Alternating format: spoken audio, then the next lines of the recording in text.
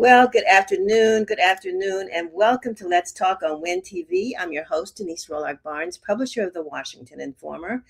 And in Washington, D.C., the first real sign of spring. I have to say that we're all waiting for the real sign of spring, and we in the DMV knows that sign, which shows that there's warmer weather, of course, is the cherry blossoms.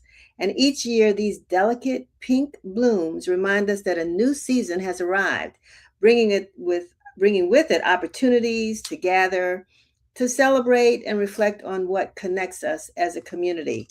So today's show reflects that spirit of renewal and inspiration. We'll talk about one of the city's most beloved traditions, the National Cherry Blossom Festival, and what visitors can expect this year. We'll also discuss an important health initiative focused on improving cancer research and outcomes for Black women. And as we begin Women's History Month, we'll hear from a dynamic voice encouraging women to lead with purpose and resilience.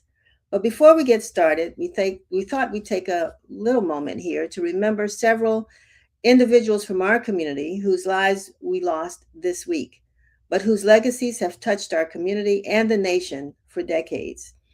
We want to acknowledge civil rights leader and educator, Dr. Bernard Lafayette Jr., a key figure in the civil rights movement who worked closely with Dr. Martin Luther King. Dr. Lafayette dedicated his life to teaching and advancing the principles of nonviolence, justice, and equality, and his work helped shape the movement and inspired generations to continue the pursuit of freedom and human dignity. May he rest in peace. And we also remember Lonnie Bias, a woman whose strength turned unimaginable loss into a lifelong mission of hope and advocacy. After the tragic deaths of her sons, including former Maryland Terrapins basketball player Lynn Bias, the standout basketball player, Dr. Bias devoted her life to educating young people about the dangers of drugs. And she supported organizations even throughout the community, and with mothers who've lost children to gun violence and other ways, drugs and what have you. Anyway, Dr. Bias left us a couple of days ago, and we will share information about her services, which as soon as we get them, we'll share them. But may she too rest in peace. We will miss her. Donnie Simpson shared a tribute to her on his Facebook page when he said, "I'm saddened to hear of the passing of Dr. Lonnie Bias, who he called a remarkable woman who transformed her profound heartbreak into a powerful force for healing. And as the mother of the late Lynn Bias and Jay Bias, she dedicated her life to honoring her sons' memories and advocating for generations of youth. Her legacy will forever celebrate their lives while inspiring countless others. Rest in peace, Dr. Bias. Your impact will be felt for years to come." And last, but of course not least, because there are probably many others that we're not reporting on today, but we are highlighting those who meant a lot to the community at large.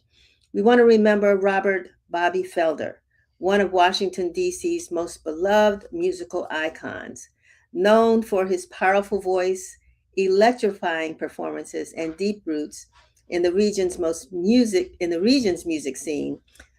Bobby Felder brought joy to audiences throughout the DMV and beyond. His talent, passion, and presence made him a treasured figure in the local music community, and his legacy will continue to resonate through the many lives he touched. And many folks enjoyed hearing him and dancing with him and singing along with him at churches, Plymouth Congregational Church, where he performed. And I believe he was a member in, of course, Westminster, those Friday night music gatherings. Bobby Felder was a joy to see and to hear and to enjoy life with. So today we extend our deepest condolences to the families, friends, and all who are mourning these losses. May their legacies live on, and may they all rest in peace. So we have a wonderful and meaningful lineup for you today here on Let's Talk. Joining us shortly will be Sarah Rabin Spira, Communications Director for the National Cherry Blossom Festival, who will share what's ahead for this iconic spring celebration. And we'll also talk to Dr. Traci Bethea from Georgetown Lombardi Comprehensive Cancer Center to discuss the groundbreaking Voices of Black Women study. And later in the program, we'll be joined by the inspiring Reverend Dr. Zina Jacque, who is helping us kick off Women's History Month with a powerful message about leadership and purpose. Now, I had to do our commercial, our in-house commercial. We're gonna have a real commercial for you all in a couple of weeks. But at any rate, before we bring on our guests, here's my weekly reminder for you to pick up a copy of the most recent issue of the Washington Informer. If you can't get the printed edition, you can access the digital edition anytime, anywhere by visiting our website at washingtoninformer.com. And while you're there, consider becoming a subscriber. Access is free, and by becoming a subscriber, you will receive our publication directly in your inbox, along with the daily news updates and our exclusive e-news service, Win Daily. While tuning into the show today, please spread the word and share this broadcast on your social media platforms. I'm having difficulty with my words today. I need a little water. But yeah, please share the broadcast on your social media platforms. You can also follow us on Facebook, Instagram, X, TikTok, LinkedIn, and YouTube. And be sure to subscribe to our YouTube channel at Washington Informer TV, where you can watch some of the past Let's Talk episodes. All of that helps us when I'm out and about and meeting people and going to events, and folks say, Denise, we really do love the Washington Informer. We want to support the Washington Informer. How can we do that? And all I say is just go to the website. Tell everybody you know, like my daddy used to say, lottie-dottie and everybody. Go to the website, washingtoninformer.com. A little box will pop up asking you for your email address. That's all we need. We're not asking for any, well, I would say we're not asking for any money, but if you want to donate, there's a donate button there as well. But we would love for you to become a part of the Washington Informer family by just signing up and giving us your email address, and we'll be reaching out to you with lots of great news and opportunities and events that are taking place throughout the DMV and community stories. So please sign up today.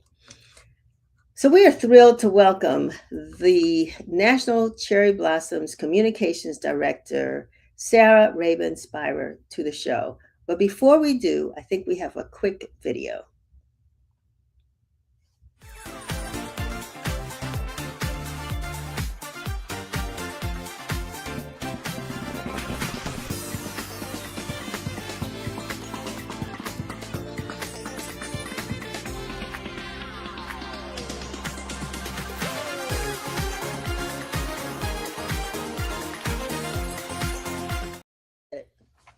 All right. Hi, Sarah. How are you? I'm great. How are you doing today?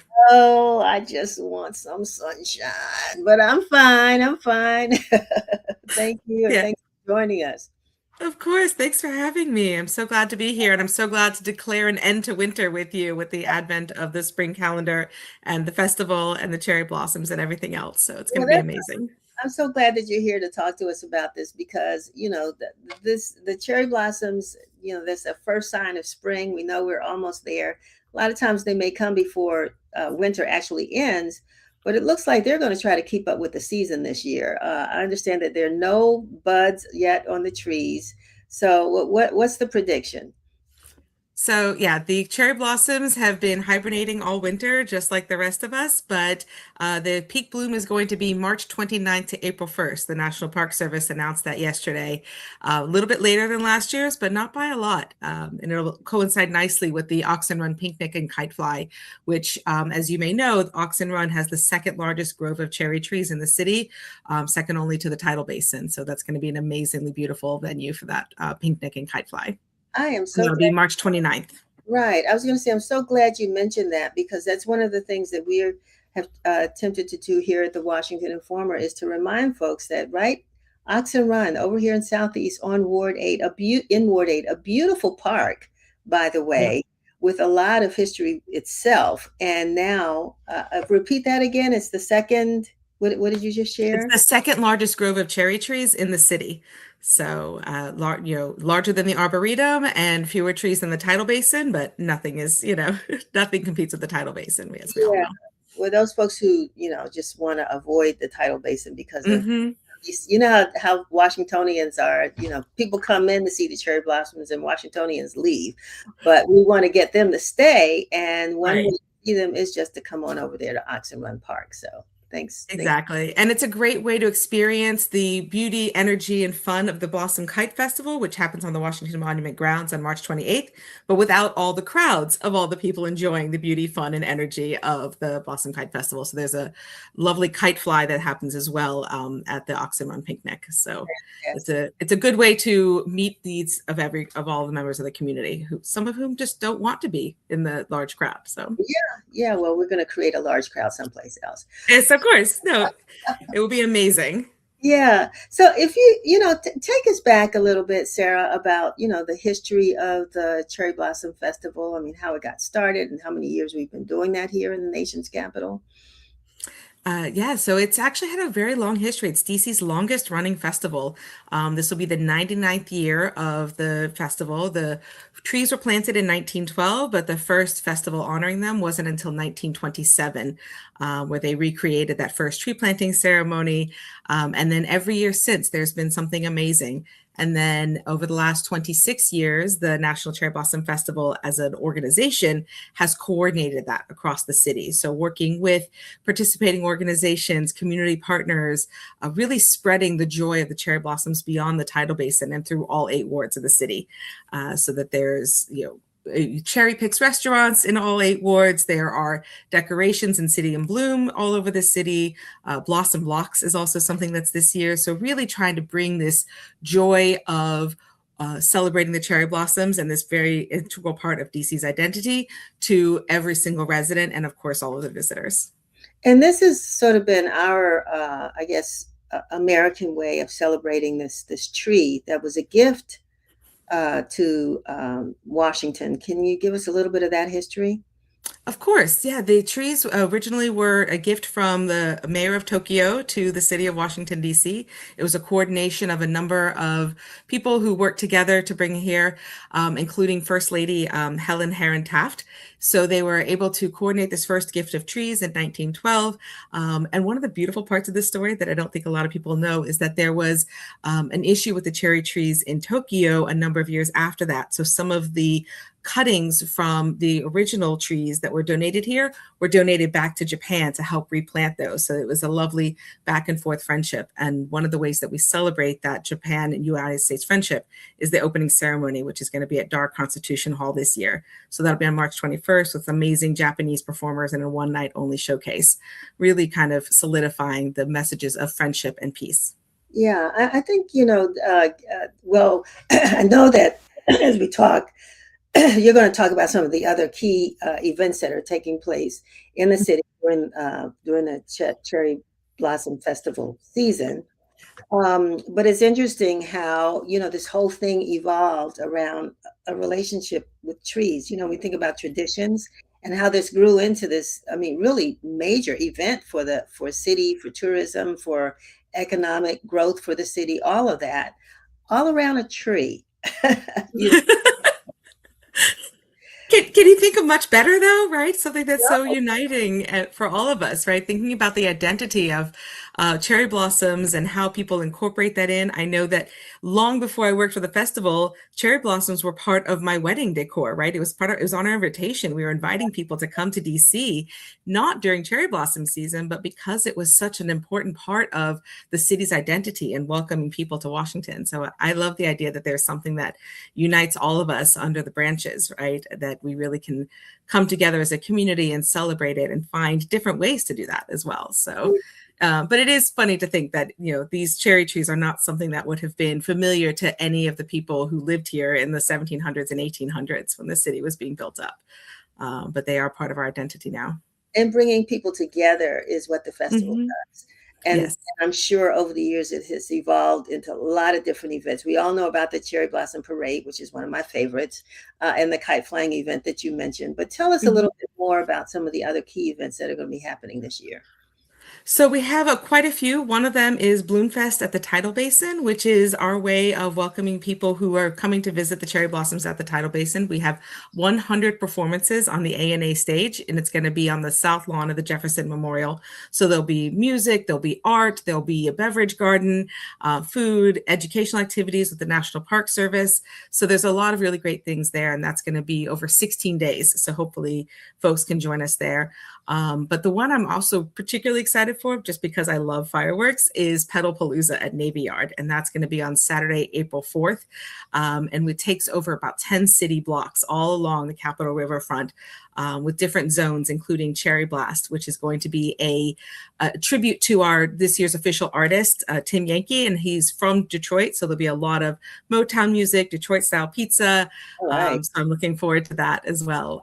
Live music, and then it ends with the fireworks that are set to music at over the Anacostia River at 8:30 p.m. So I'm particularly excited about that one, but don't tell the other events that I have a bias. I won't. That's our secret here on Right. Let's Talk. But anyway, you all do something with I'm trying to remember. It seems like sneakers where kids, can create. Can you talk a little bit about that? How that's evolved? The Yeah, that's an amazing event. It's the Blossom Kicks for Kids with Yeah. Events DC. And so we had 160 kids in grades 5 to 8 who live in Washington, DC, who submitted designs for soccer cleats, and 25 are being selected to paint those designs that reflect this year's theme, the art of the game, onto a soccer cleat. And because it's a soccer cleat, we're actually doing the shoe design day at Audi Field on March 22nd. So we're really excited to see what these creative artists are bringing to reflect their theme of the art of the game, their love of soccer, their love of spring, cherry blossoms in DC, and reflecting that pride through paint. So we're excited for that. Yeah, I mean, I keep going back to the point that you made about bringing people together, because Mhm. everything that goes into the planning, and I have to give a shout out to Diana Mayhew, who's the Yes. executive director, who works like crazy. It seems all year long, putting this event together. But it starts off, it seems, with even the design of your poster and how your theme poster for the year. How do you all come up with that? I know it's a competition of sorts, but can you talk a little bit about that? So we have the theme this year, Find Your Bloom, which is really about helping people find what they personally, connect to with the Cherry Blossom Festival, right? And cherry blossoms. And so Find Your Bloom in all of these different ways. One of the things we're also trying to do with the website is to help people make those decisions. We talked a little bit about like how some of these events are bigger and some of them are in different spaces. So finding those ones that work for you and adding all of that information so that people can make that decision, especially if you're a parent, right? With young kids, you know which kinds of events your kids are going to do well at and which ones they're not. So trying to help people with that. So there is the Find Your Bloom, and we really invite folks to do so. The other part is that we do have an official artist every year. This year it's Tim Yankee, and he created a beautiful painting called America in Bloom, really reflecting how we want everybody to come together in that way, right? And it's actually, he has song lyrics in it that include the song lyrics from Come Together by the Youngbloods. So, and he's got the Washington Monument, he's got the cherry blossoms, he's got 13 butterflies on there, which are really important to him symbolically, but that also talk about like the fleeting beauty of the cherry blossoms, but how they do bring everybody together in that. So it's an amazing opportunity to be able to see that artwork there. And it's actually also going to be on the Metro cards, the Smart Trip cards this year have that artwork on them. So I got to see them yesterday. They're really pretty. And this is a time, tourism is down in DC. We're having a lot of economic problems here. And so this is one of those moments where people just sort of flood into the city.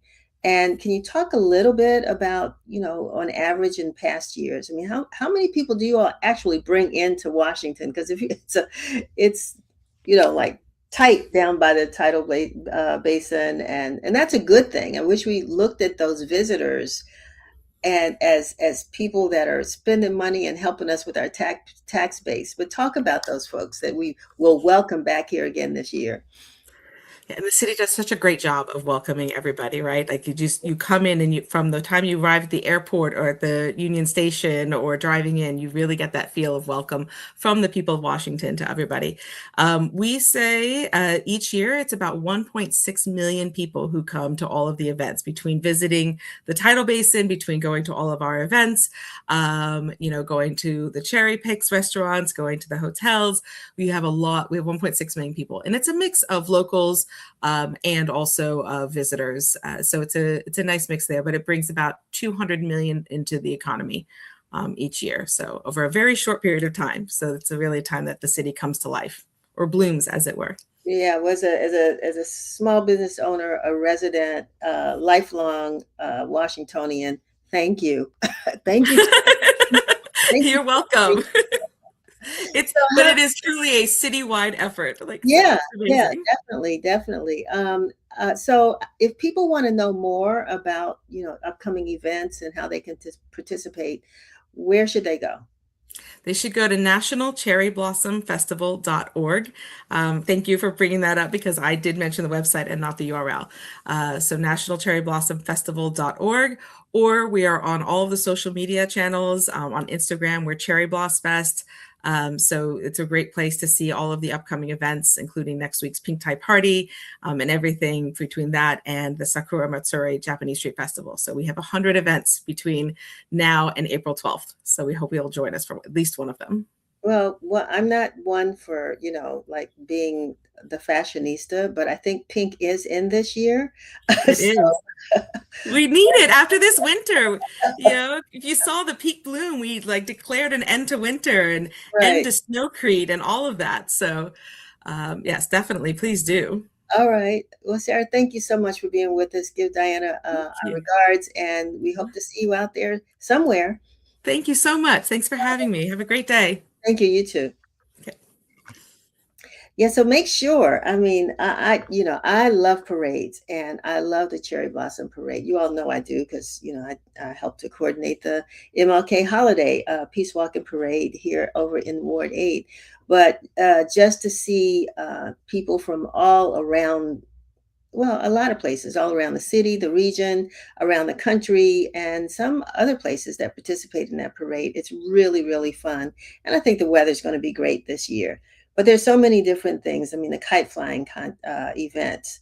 And make sure that while you're planning, as we said before, that you come over to Anacostia, Oxen Run Park. I said Anacostia, but Oxen Run Park, which runs along Mississippi and not Atlantic, Mississippi, and there's another street, but Mississippi Avenue in Southeast. If you're not sure where Oxyron Park is, it's a beautiful place.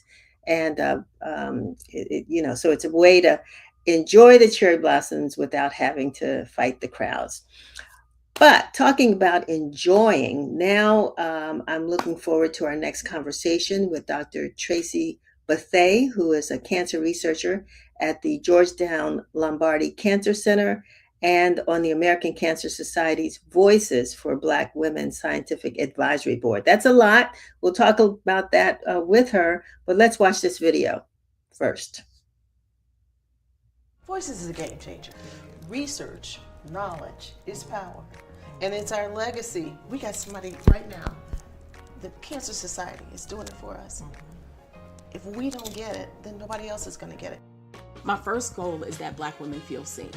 They feel seen and they feel heard and they feel loved. Black women do have barriers, but they are overcoming them. And we can just sort of reestablish the landscape of Black women and how we have participated in the health of ourselves and in our communities. This research can't be done without the 100,000 voices that are going to join us.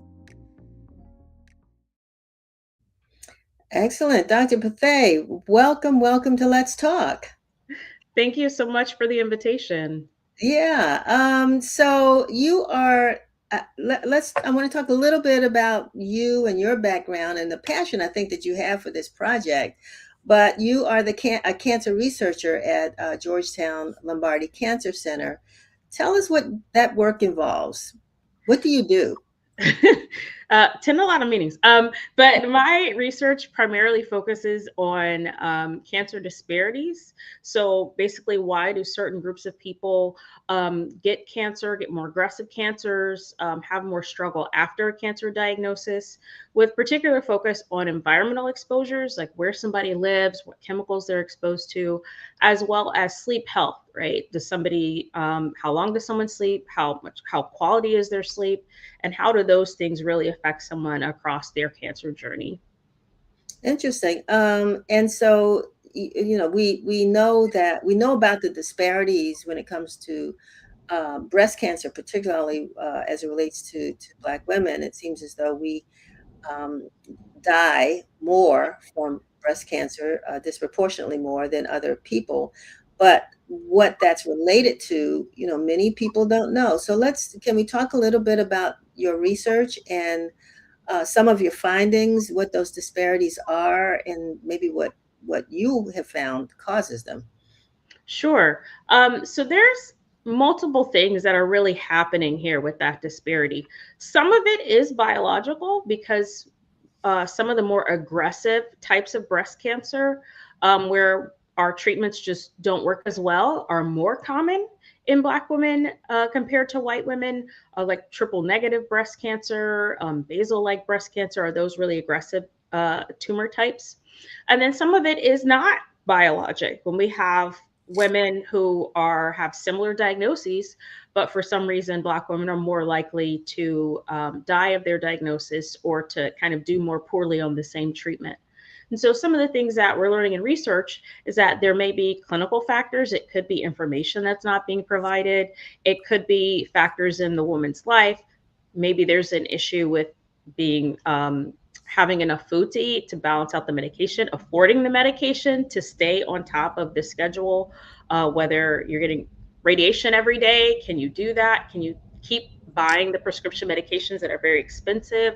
There are some things we just don't know yet. Could it be that it's a waste? Different people metabolize some of these treatments. So it's kind of a wide variety of things that are happening at the same time, which is why it's so critical for us to do research and make sure that Black women are a part of the conversation, not just samples that we're using, but talking to patients and survivors and caregivers and communities about how they're experiencing cancer and what might be the things that people struggle with, what might be the things that we can change um, to help people have optimal health the way they define it, and what are the things that we may not be aware of that are happening in the clinic space that we can think about structural changes to help everyone have the opportunity for the best health. So the voices for Black women, this evidently the research said, we need to do something specifically for this segment of the population. Tell us a little bit about what that is. So, Voices of Black Women is a study where we're recruiting up to 100,000 Black women across all 50 states and DC, women who are between the ages of 25 to 55 who identify as women, identify as Black, to really get some more information about folks' cancer risks, for folks' health and well being. So, we recruit women and we follow them about like a check-in like twice a year to find out about what's going on with their health and their life and follow them over several years. And so what that's going to help us do is understand more about the way life is right now in kind of the largest study among Black women specifically, and how things that are happening in their lives, multiple things at the same time, are influencing cancer risk, as well as how well people do after cancer diagnoses and the other things that we get diagnosed with along the way on both sides. So much of cancer research only recruits people who are healthy except for their cancer, and oftentimes that's just not the experience of Black women. And some of the wonderful studies that have happened or are ongoing, like the Black Women's Health Study, the questions that they asked in 1995 may be a very different experience than Black women are having right now in their 20s, 30s, 40s, and 50s. So we need to know, what are people experiencing right now? What are the technologies that people are getting information from right now? What are some of the places people are living right now that will help us learn as we move forward of how to what are the gaps that aren't already in clinical practice, that we aren't already aware of in research? Where are those gaps?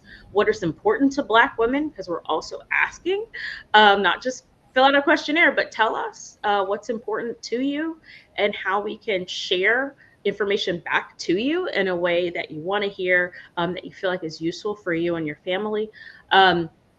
To really kind of make sure the rising tide rises all boats, instead of some of the things that we've seen is where some really wonderful medical advances that involved Black women's data or Black women's specimens, their blood, sweat, tears, all the things of life experience. And then when it comes into clinic, or when it comes into the general population, Black women don't have access or aren't benefiting once it gets into a real world setting out of a clinical trial. And we really need to bridge that gap. You said a couple of things, and that one is reporting back. A lot of times people may decide to participate in the study, they may not, I don't know. And I think that's part of why you're here, to encourage Black women to participate in this study, so that we can sort of break down some barriers and misconceptions and what have you. Word in Black, an organization that the Washington Informer works with, had a study done, a survey. You said surveys, but survey. And one of the things that it found is that Black women just are still fearful of getting mammograms. So, I'm wondering, do you have any opinions on why that may still be the case, particularly since we have been told that early detection can save lives? Yeah. So I will, full disclosure, my research is not in screening and screening barriers. Right. But I've been a Black woman for a long time, and I've been around Black women for a long time, longer than it looks. But I think, it's very common. Like, we know it's not a comfortable experience. It's not a great procedure. Squeezing the tissue through metal plates, you're exposed, it's cold. You hold these uncomfortable positions, you hold your breath. So it's just not a great experience. So it's a normal thing for a person to avoid an experience that seems like it's going to be painful, and it's not clear what the benefit might be. So I think we talk about the benefits of mammography, but don't necessarily reach people with the importance of, like, how that benefit is very personal, so that they can do that calculation. Because if you have to take off a whole day, you can't wear deodorant until it's scheduled. Sometimes you have to wait months, and then it's like, well, I don't have time now.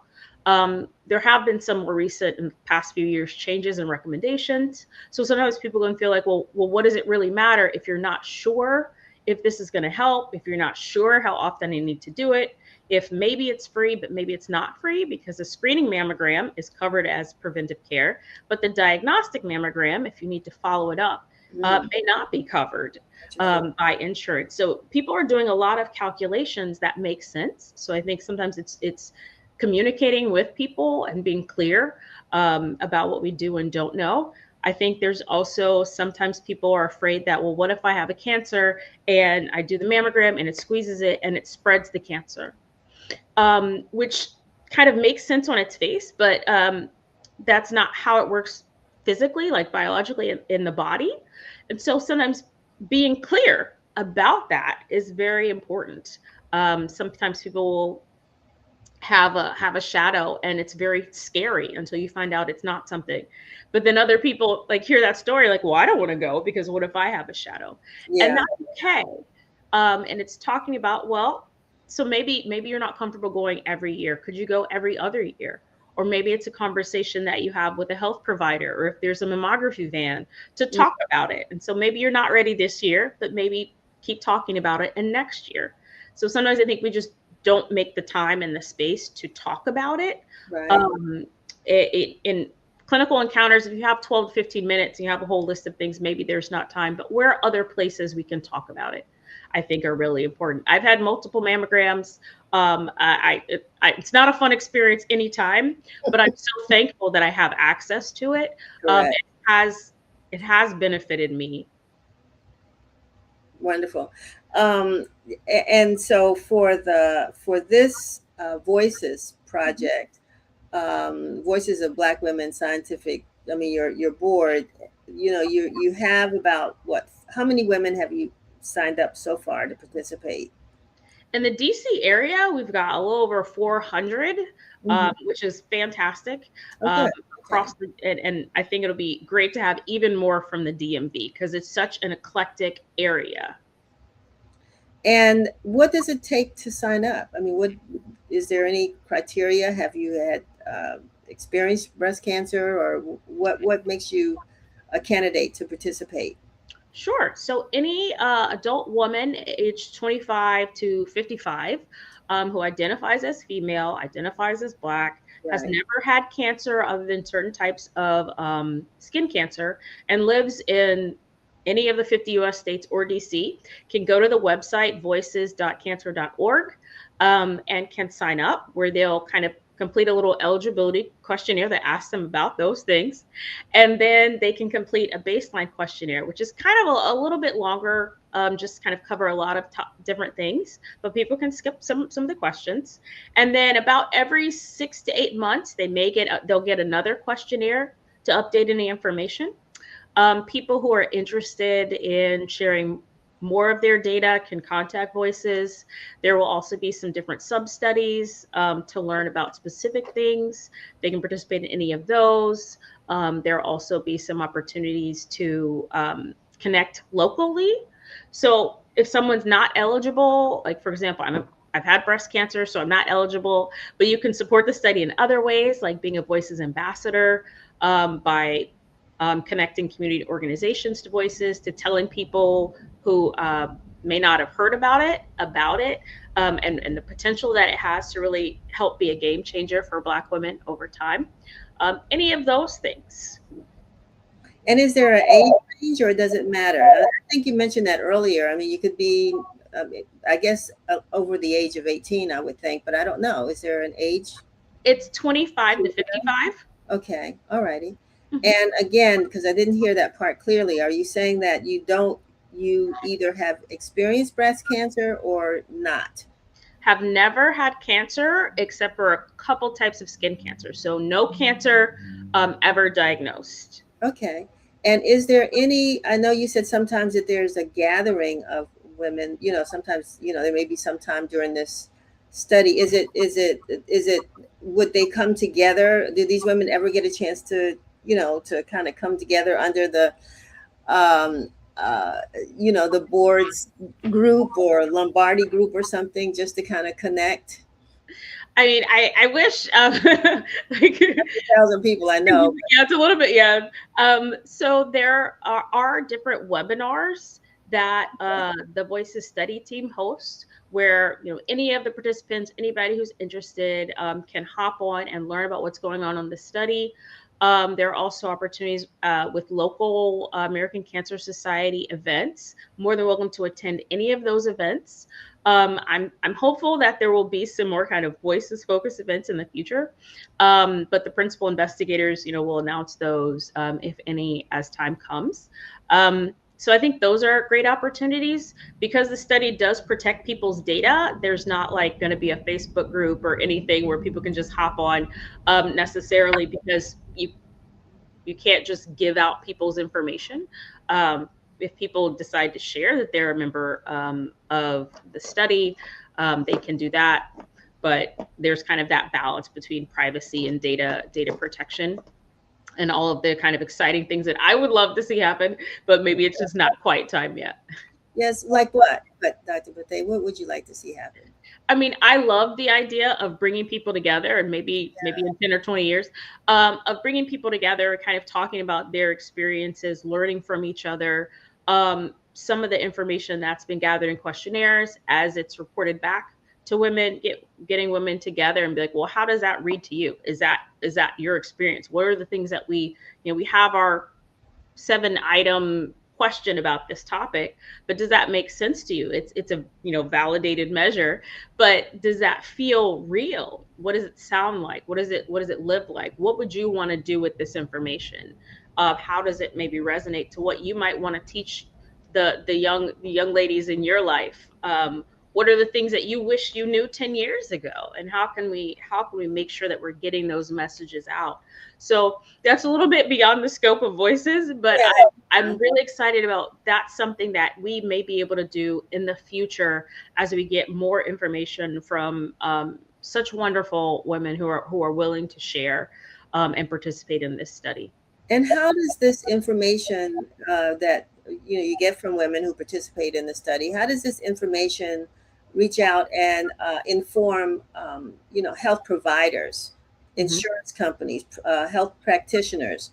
I mean, will they take this information and maybe apply it to their practices? Are they connected to this as well?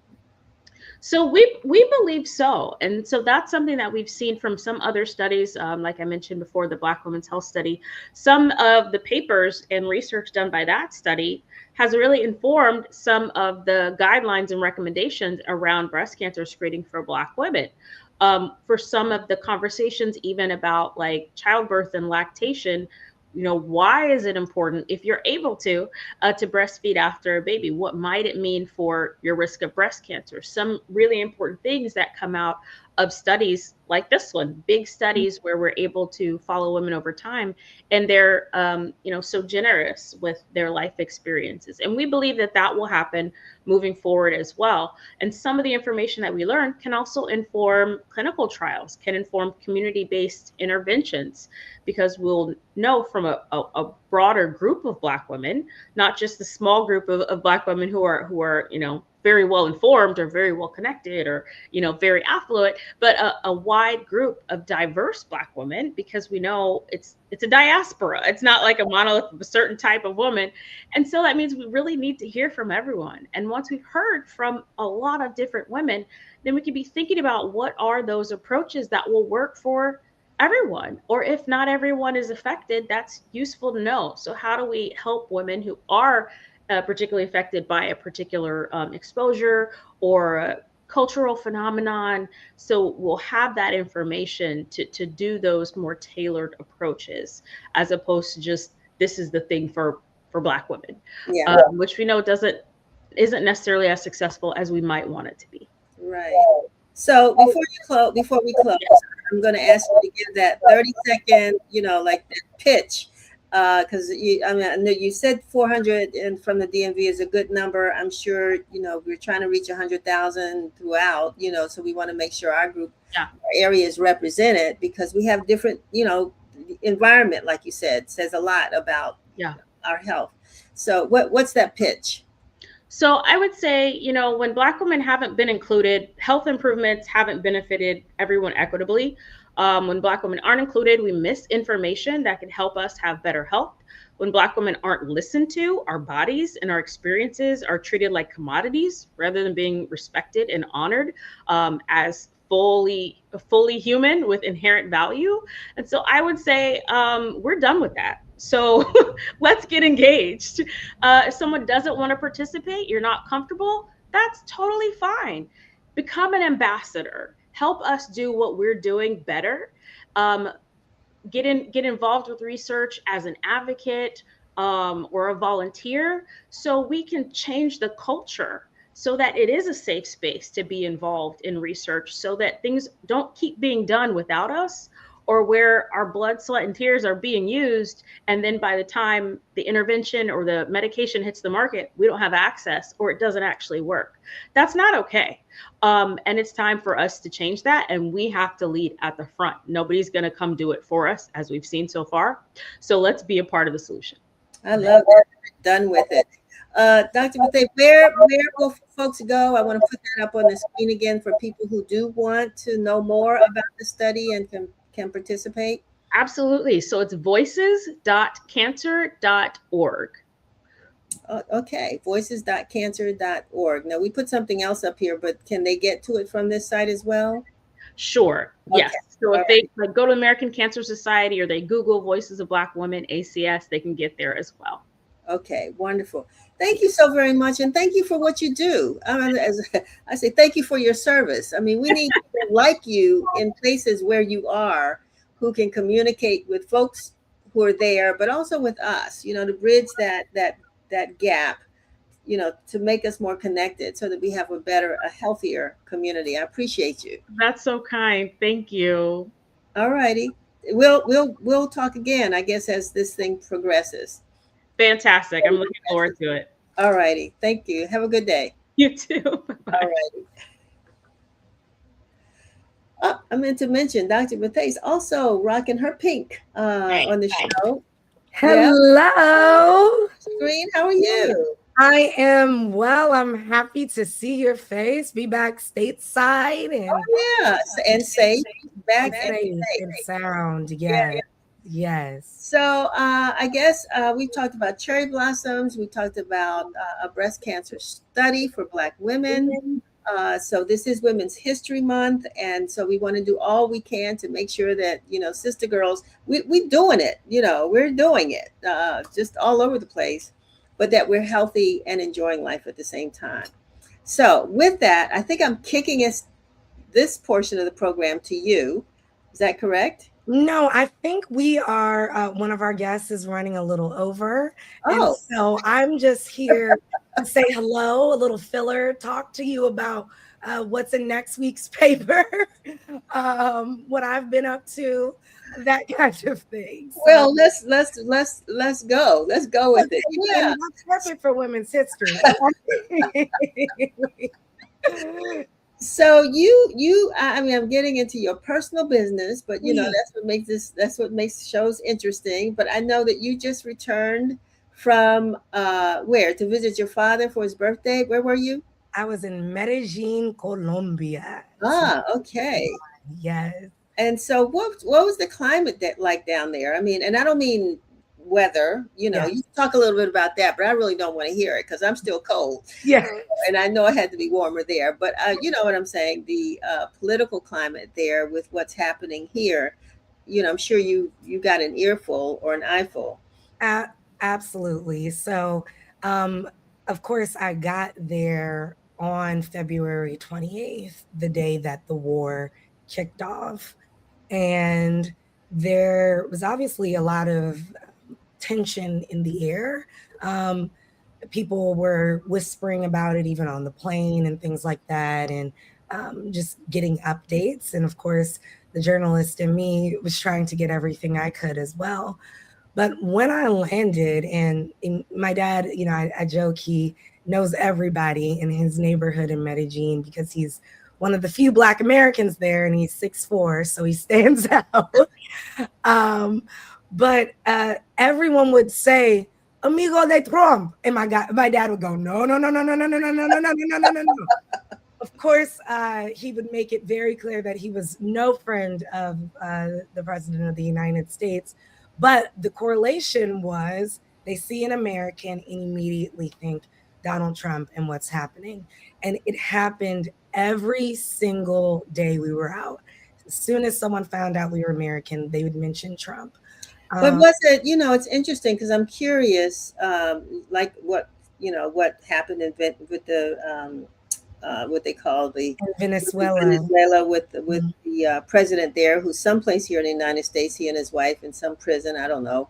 We don't hear anything about him anymore. But and then the threats against Cuba and the threats against Panama.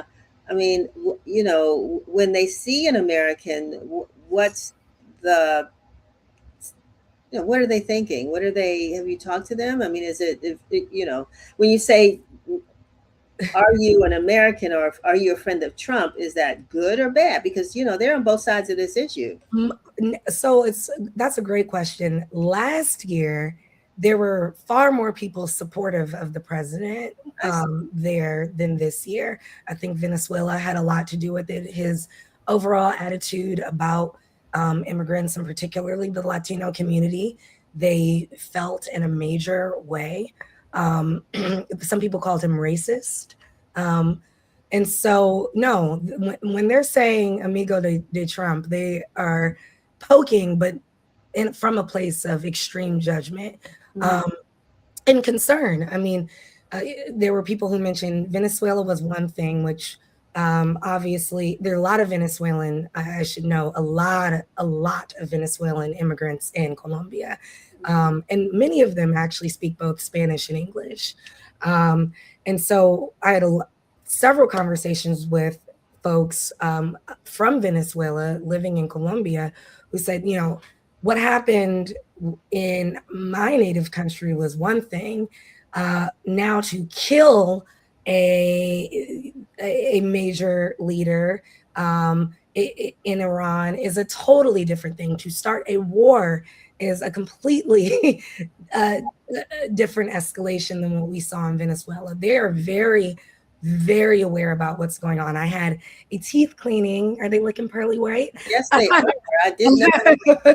I had a teeth cleaning on Tuesday while there, and my dentist immediately mentioned her concerns about what was happening in the United States and overseas. And the president, her son, initially had been studying in Utah.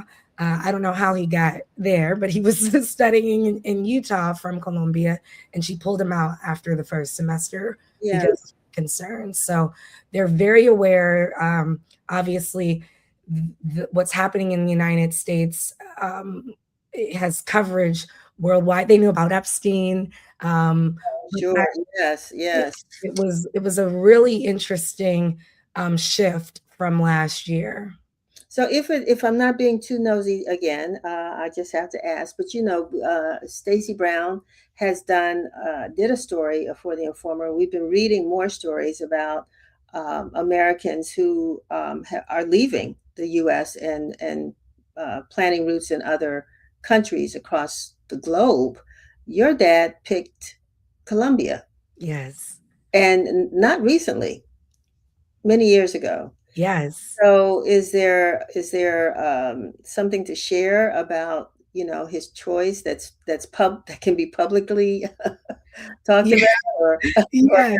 it's okay. No, absolutely, absolutely. So he's been there 15 years in the country. He started in Santa Marta, which is on the coast, and then moved to Medellin about 8 or 10, probably about a decade ago. And part of the reason he says moving to Colombia was the main reasons, he has a top three: culture, climate, and economy. And so, you know, he calls himself a trendsetter. Now there's so many American expats in Colombia, but when he first moved there, he was, you know, really almost an anomaly. And particularly because he was on the coast. And so, though there were a lot of Black people, they knew he was not from there, and often would engage him in conversation, and he loved it there, but it was so hot that it was almost making him ill. I don't think he'd mind. Sunday was his 78th birthday. All right, congratulations. Yes. And so he ended up moving to Medellin because, speaking of climate, in terms of temperature, it's called the city of eternal spring. And so it's not too hot, not too cold. All year long, it's just perfect. And that was really great for his health. He was able to walk everywhere. And of course, American money stretches a lot further. And so he is retired, and it just made more sense financially for him. That said, I should note, I would be remiss in not doing so, that I just read an article about gentrification in Medellin in particular, because there are now so many Americans moving there, still mostly young and working remote. And so they are not just living off of Social Security, but making a lot of money, and thus the housing is going up in a major way. And a lot of people who eventually or initially would be considered middle class or upper middle class, they are now struggling to even put food on the table. So, you know, Americans, I know we like to go places and make a space for ourselves, but let's remember that when we are moving different places, how we can give back. And I have to say, I'm so proud of my dad. Every single day, he finds a way to give back to the community. And they all call him their angel, Oh, because he really is able to give back. wonderful. Yeah, we've heard similar stories coming out of Ghana, Mm. a couple other places where so many, particularly African Americans, have moved in with greater resources and consequently raising the I guess the standard of living or the cost of living, which is impacting, the folks who have always lived there. So I'm glad you brought that up. What anything high on your list that should be high on others' list for this Women's History Month? Yes. So first of all, I have to say this. There is such an elite moment of being a Black woman because you get Black History Month and then Women's History Month. Um, so shout out to all the Black women out there. We really get to celebrate this time of year. And so one thing that I've appreciated is that there's so much happening in the district in particular. You'll be on a panel this Friday, or excuse me, this Sunday, that I'm sure you'll good that you'll pitch a little bit more and talk about. But then we also have Black Press Week, and Maya Trujillo and Jada Ingleton, who are our wonderful writers. Jada is our WI content editor. They're working on a piece highlighting Black women publishers, and I'm really excited about that. There's also an event at the end of the month, again hosted by the district, highlighting Black women of Caribbean descent, that I think people should look out for, because there's a lot of folks, not only from the district, but nationwide, doing the thing. They're highlighting Janelle James from Abbott Elementary, I believe Gabourey Sidibe, although she said we've been saying her name wrong the whole time, so please excuse me, Gabby. But yeah, there's a lot happening, and if I can't not say, of course, when you're reading the Washington Informer, that is what in doing anything, engaging, sharing a video, you are supporting a Black woman-owned business, and so that's a great way to celebrate Women's History Month, or as I'd like to say, the transition from Black History Month into Women's History Month. Well, one of the things that, I did during Black History Month that I think we all could do, and it'd be interesting for those who are watching, but during Black History Month, I did a lot of reading and tried to read as many books as I could on Black history. It's amazing what you learn about our past, that we think we are doing all this so much new right now when we compare to what Black folks were doing 100 years ago, or even further than that. Even our first Black women newspaper publishers. I mean, we're just following in their footsteps. So Women's History Month, I think, is a time to do that as well. Just pick a book, any book, about, well, I won't say any book, a biography, an autobiography about a Black woman or by a Black woman, and read that. Just commit to reading that this month. And at the end of the month, we might ask folks, share the name of the book that you read that you truly enjoyed and what you learned from them. I'm really excited. We just got a copy of, I don't have it in front of me, so I can't think of the name, but Charlene Drew Jarvis. Oh, yes. Did a book, and we hope to have her on soon, about her father. Yes.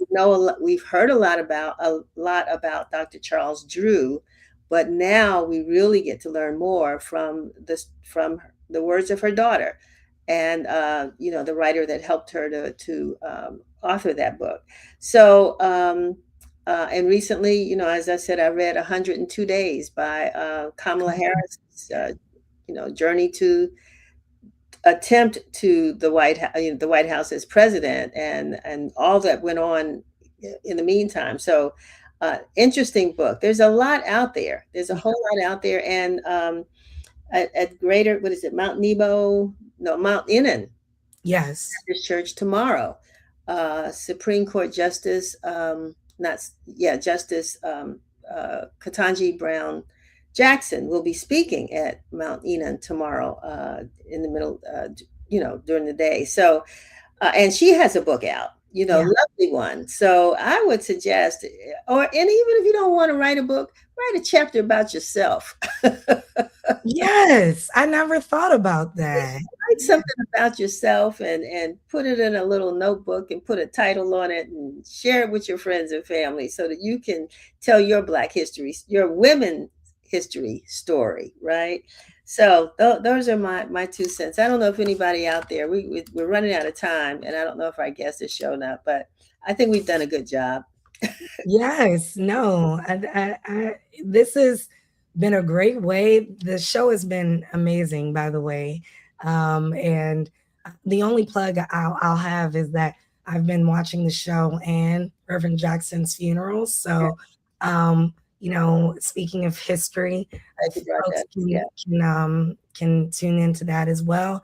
And then I'm just going to share another little plug is that this month, as a part of Women's History, I'll be highlighting Black women history makers of the DMV in my series, Black Facts While Biking. So be sure to tune into that. It's on my page as well as the Washington Informer's Instagram and Black Press USA's. So you don't want to miss it. Last week, I did Gloria Richardson, who was the leader of the Cambridge movement, but born in Baltimore, went to Howard University, and then went back to Cambridge, Maryland, made a difference. I do have to note this. One of my favorite parts of her story is that she met some guy, a photographer, I would assume a member of the Black Press, during the movement. And as soon as the Treaty of Cambridge was signed, she married him and moved to New York City. And so a lot of people thought she disappeared into oblivion, but she actually worked for the National Council of Negro Women in New York, as well as, I believe, the Office of Aging, still continuing to be a civil rights activist. She died, I believe, in 2021 at the age of 99 with an amazing life. So be sure to look at that video, but always this entire month, I'll be highlighting Black women from the area. And I like that. Black women, Black women while biking. Yes. Wonderful. Yes. Wonderful. Yes. Well, we're gonna sign off now. Misha, thank you so very much for jumping on. Great talking to you. Next week it might be you hosting the show. Who knows? But we really appreciate everybody that's tuned in. We especially want to thank our sponsor. Well, you'll see that later. I won't talk about that right now. But the folks from the National Cherry Blossom Festival, Dr. Traci Bethea from the American Cancer Society, and of course, Misha Green, Washington Informer managing editor. So just continue to stay tuned, and we will see you next Friday.